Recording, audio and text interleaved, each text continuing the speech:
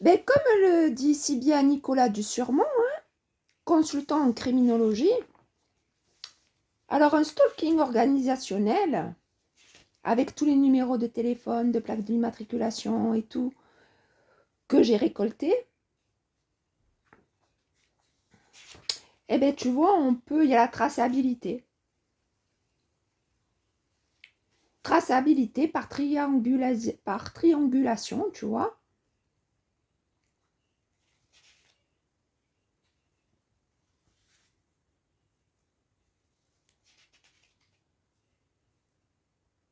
De surveillance ostentatoire. Et que le travail consiste à noter l'ensemble des numéros inscrits sur les mêmes balises des opérateurs autour d'une cible.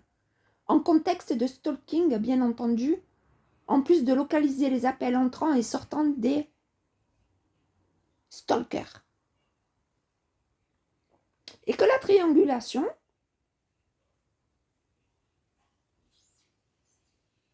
ce qui se fait évidemment dépend de la vérité des faits et entraîne parfois de la rétention d'informations pénales.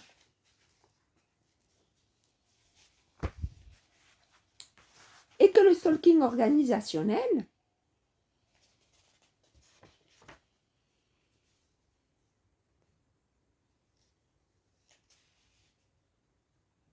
est un phénomène de violence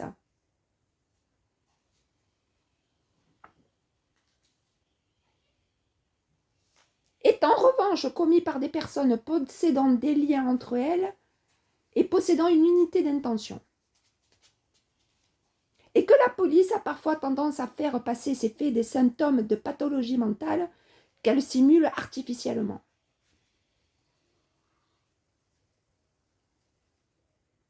Et que le stalking organisationnel sont des réseaux qui traquent une proie en vue de faire pression psychologiquement, mais aussi de manière parfois plus discrète, à commettre enfin des infractions.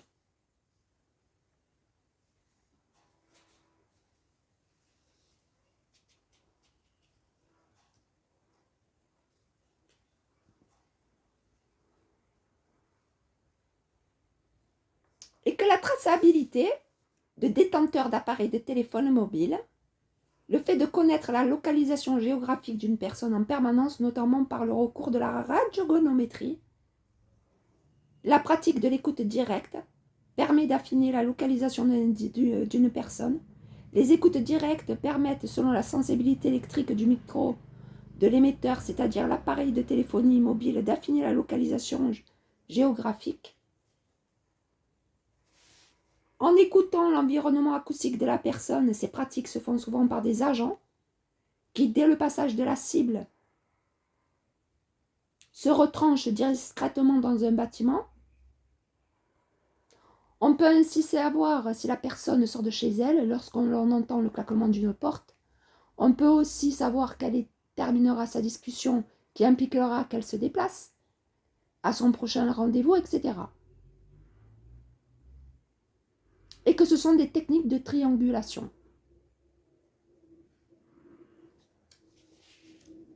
Qu'il y a les interceptions de courriels, de conversations téléphoniques, l'usage de caméras de surveillance terrestre,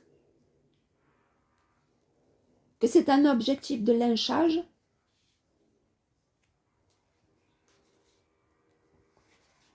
et que c'est une volonté de nuire.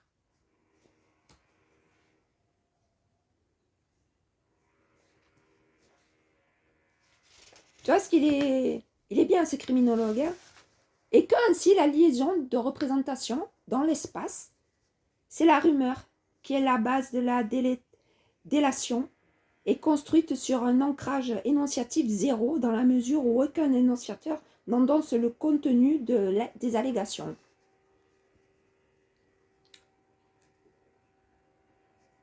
Tu vois, c'est le criminologue.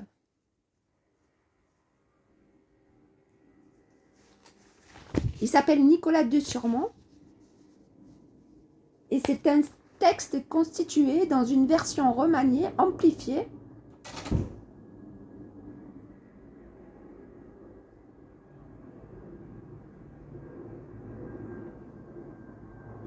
lors d'un congrès de la Société internationale de criminologie tenu à Barcelone en juillet 2008. Donc tu vois, tout flic que tu es, tu me prends bien pour une conne.